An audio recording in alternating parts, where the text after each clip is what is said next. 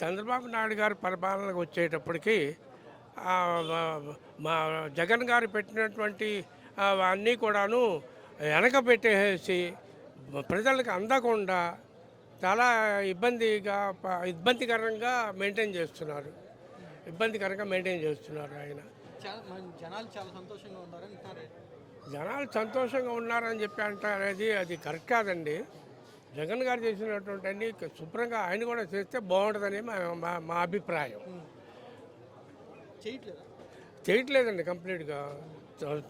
మా పెన్షన్ ఇస్తున్నారు, ఆ టయానికి ఇస్తున్నారు, చేస్తున్నారు. పిల్లల చదువుల గురించి కానీ, ఆ హాస్పిటల్స్ గురించి కానీ, ఇప్పుడు కాలేజీలు కట్టారు జగన్ గారి హయాంలో.